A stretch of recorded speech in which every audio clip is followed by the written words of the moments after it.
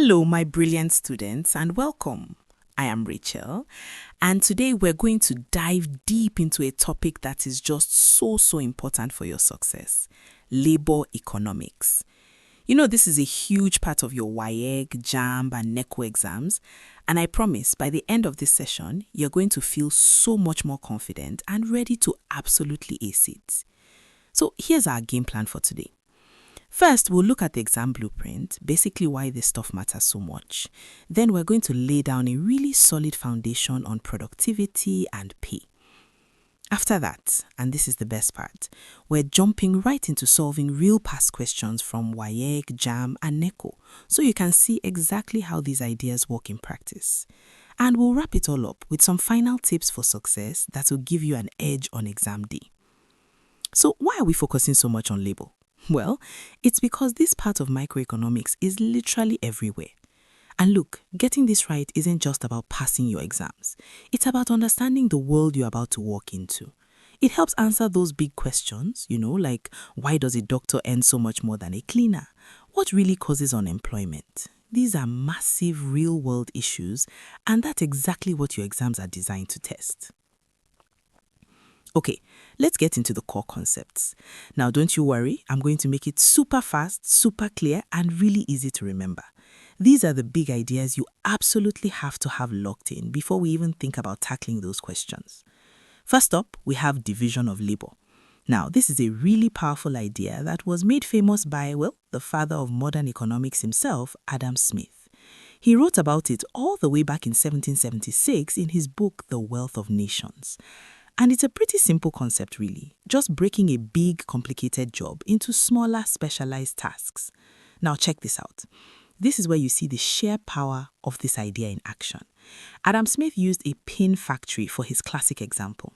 He noticed that one single worker trying to do everything from start to finish might be able to make, say, 20 pins in a day. But if you get 10 workers and each one specializes in just one small part of the process, they could produce an incredible 48,000 pins a day. That's not just a little better, it's an absolute explosion in productivity. That right there is the magic of the division of labor. So you see, specialization is a total game changer. When workers just focus on one task, they get really good at it.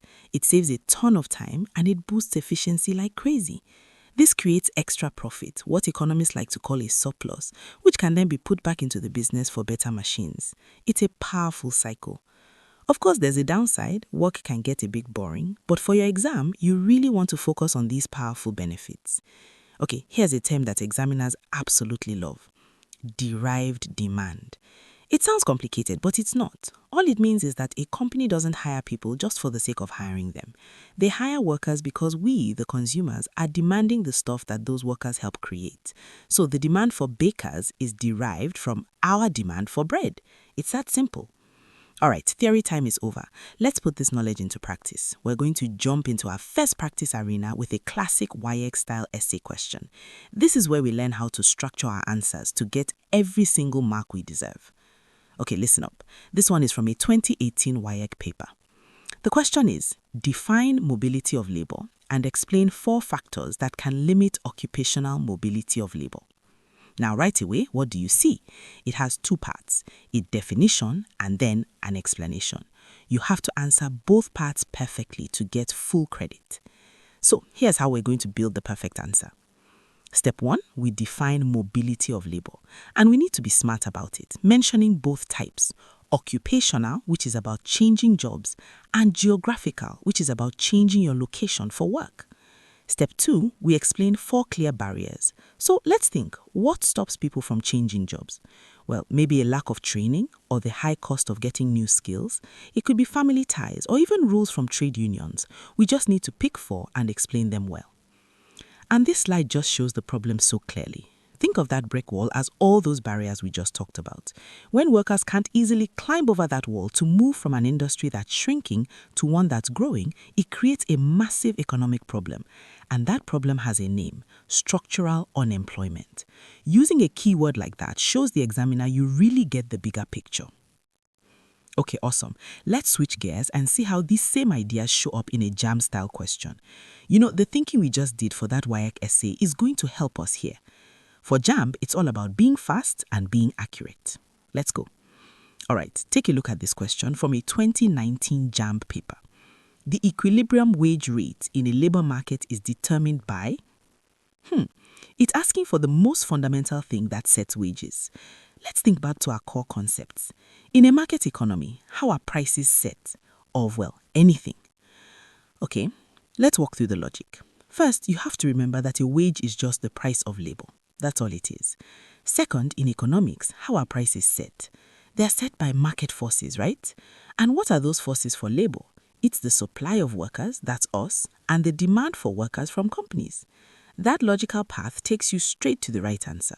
So if we look back at our options, A, B, and D, the government, trade unions, employers' associations, sure, they can all influence wages, they can push them up or down, but they don't determine the fundamental price. The correct answer, the core principle, has to be C, the forces of supply and demand.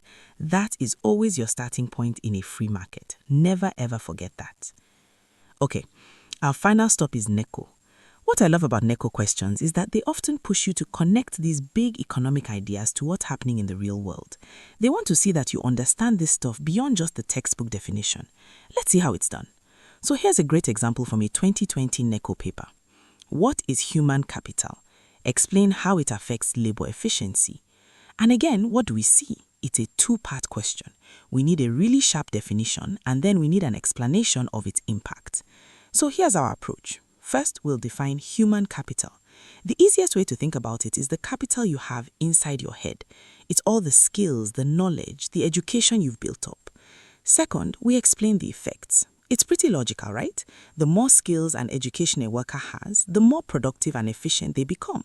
And what does that lead to? Well, they can get higher wages and find it way easier to move to better jobs. And here's the big takeaway.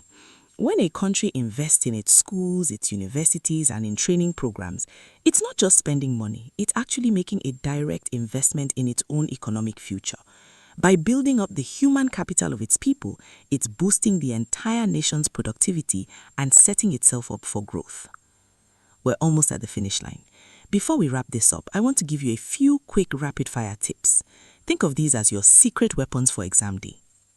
Okay, listen closely. For WAEC essays, if you get a question on wages, draw a supply and demand diagram. Label it properly. It's easy marks. For JAMB, get really good at questions about what causes the supply and demand curves to shift. For NECO, bring your answers to life with real Nigerian examples. If you're talking about wages, mention the minimum wage debate. If you're talking about unions, maybe you could reference ASU. This shows the examiner you see economics in the world around you, and that impresses. And I want to leave you with this one final thought to help it all stick. In the short run, a factory can't just build a new wing overnight. But what can it do? It can hire or fire workers. Labor is the human factor. It's flexible. It's variable. Always keep that in mind. Y'all have done some fantastic work today, seriously. The most important thing now is to keep practicing. If this explainer was helpful, please give it a like and share it with your friends. And definitely subscribe so you don't miss our next topic. To really test yourself, head straight over to www.examkp.com. There's a huge library of practice questions waiting for you. Keep up the amazing work, and I will see you in the next one.